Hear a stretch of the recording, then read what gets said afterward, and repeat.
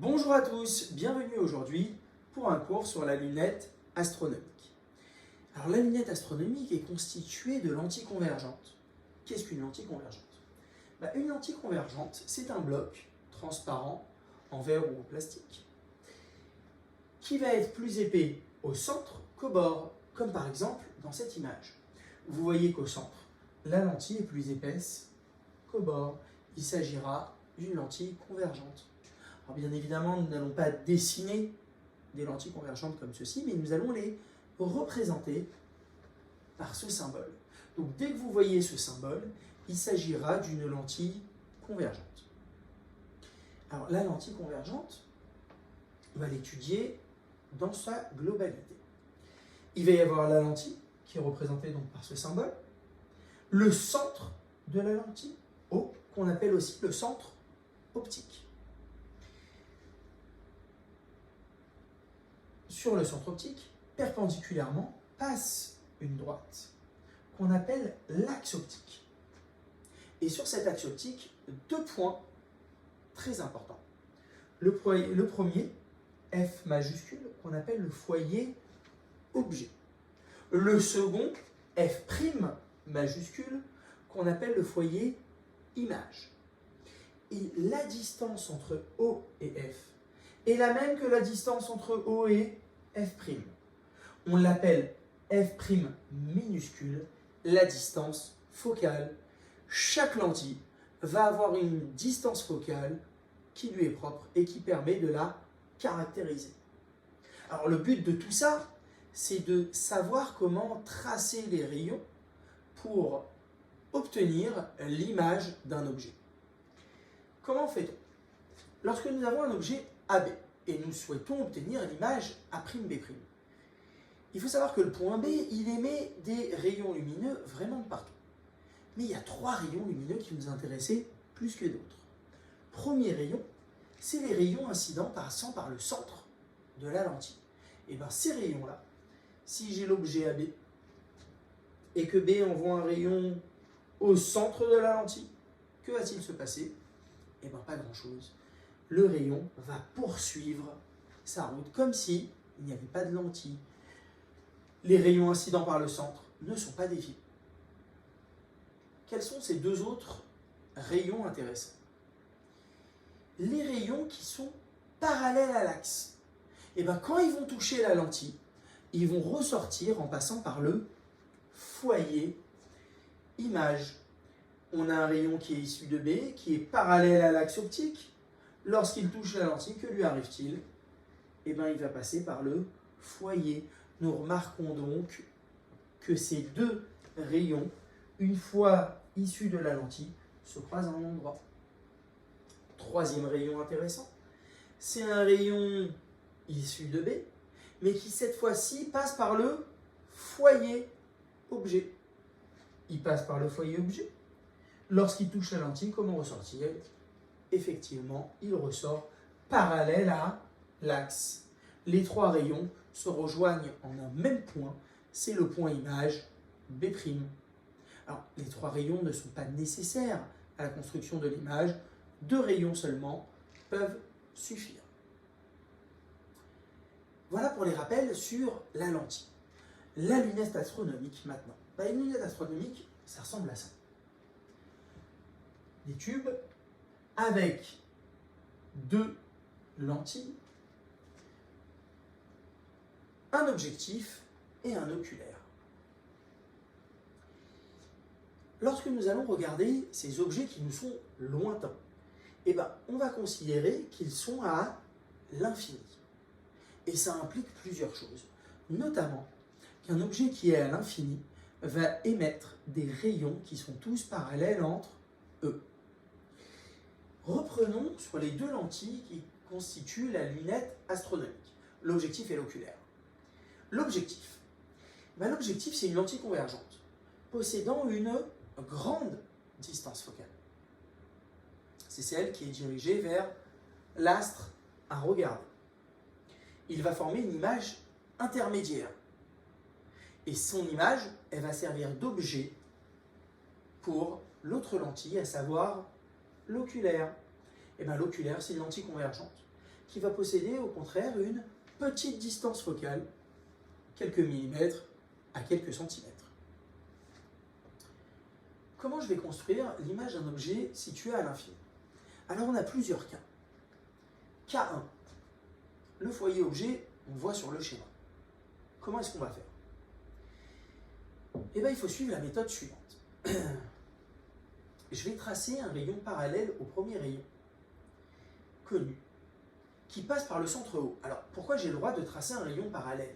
Car on a dit qu'un objet qui est situé à l'infini envoyait des rayons qui étaient tous parallèles entre eux. Donc, je vais tracer un rayon qui est parallèle, qui va passer par le centre O. Et bien, celui-là ne sera pas dévié.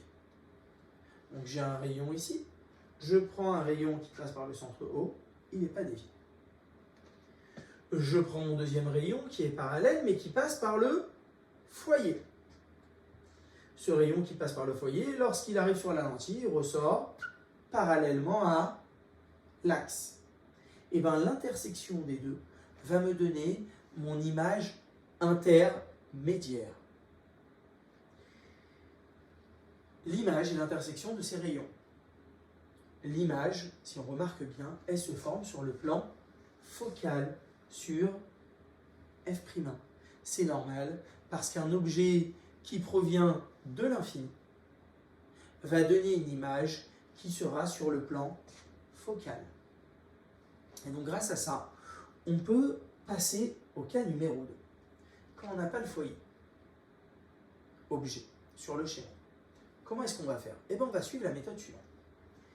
On va toujours tracer un rayon parallèle au premier, qui passe par le centre O et qui ne sera pas dévié.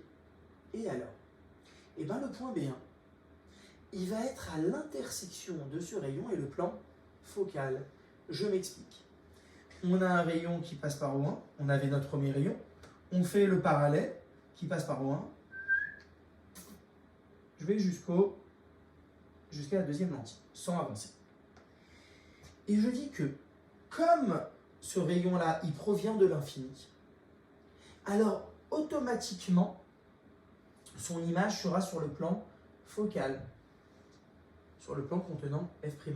Donc, l'intersection entre ce rayon-là et le plan focal constituera B1 de mon image A1B1.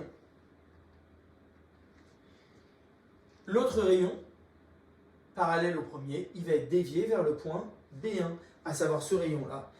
Comme tous les rayons, ils vont donner d'un point un autre point, et donc il va rejoindre le point B1 ici.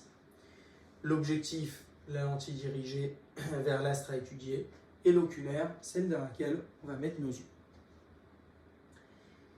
Construction de l'image d'un objet situé au foyer. Donc on avait vu qu'un objet qui est situé à l'infini, son image se formera sur le foyer. Et bien, vous allez voir qu'un objet qui est sur le foyer, son image sera à l'infini. Pour construire l'image d'un objet situé dans le plan focal objet d'une lentille, il faut suivre la méthode suivante. On va tracer un rayon issu de B qui passe par le centre optique. Ce rayon-là nous intéresse énormément car il n'est pas dévié. Donc, on avait notre objet A1B1. On trace ici en pointillé un rayon qui sort de B1 et qui passe par le centre optique de ma seconde lentille, O2. Et bien ce rayon-là continue sa vie, il n'est pas dévié. Et que vont devenir les deux autres rayons ici, en vert et en bleu? Nous savons que l'image d'un objet situé dans le plan focal se forme à l'infini. Ainsi, les rayons émergents de la lentille L2, issus de B1, seront parallèles à ce rayon tracé. Et donc, au final, ces deux rayons-là, lorsqu'ils vont sortir de L2, seront parallèles à ce rayon tracé. Et on obtiendra une image qui se forme à l'infini. Pour faire la mise au point, que l'image soit nette, on va déplacer l'oculaire par rapport à l'objectif. On cherche ainsi à ce que les deux foyers, en fait le foyer image de l'oculaire, coïncident, soient confondus avec le foyer objet de l'oculaire. Je recommence. Que le foyer image de l'objectif soit confondu avec le foyer objet de l'oculaire, afin d'obtenir une image droite à l'infini. Effectivement, notre objet est à l'infini. Il va, en passant par l'objectif, se former sur le plan focal. Si sur ce plan focal, il y a aussi le foyer de ma deuxième lentille, de l'oculaire, alors ça constituera une image qui est sur un foyer et qui se formera donc à l'infini. On dit alors que la lunette est afocale. Elle est afocale, une lunette, lorsqu'elle prend une image à l'infini, un objet à l'infini, et elle me donne une image à l'infini. Et vous remarquerez sur un schéma qu'elle est afocale lorsque le foyer image de l'objectif et le foyer objet de l'oculaire sont confondus. On va terminer par le grossissement. Le grossissement, il est défini par le rapport entre alpha' et alpha. Alors, alpha' et alpha, ce sont des angles. Alpha, c'est l'angle sous lequel je vois l'objet à l'œil nu, et alpha', l'angle sous lequel je vois l'objet à travers l'appareil. Comment ça fonctionne? Le grossissement, on a dit que c'était alpha' sur alpha. Prenons l'exemple d'une lunette astronomique. Alpha, l'angle sous lequel on voit l'objet sans la lunette, donc avant que les rayons arrivent dans la lunette. Et alpha', là où on met notre œil. Pour les angles petits, la tangente d'un angle est à peu près égale à cet angle. Donc, on a l'angle alpha ici, on a l'angle alpha ici, car ces deux angles sont des angles opposés par le sommet. De la même manière, on a alpha' ici, on a alpha' ici. Nous allons nous placer dans ce triangle rectangle. La tangente, c'est l'opposé sur l'adjacent. Donc l'opposé, A1, B1, sur l'adjacent, O1, F1, donc c'est F'1. La distance focale de mon objectif. On va faire la même chose pour alpha'.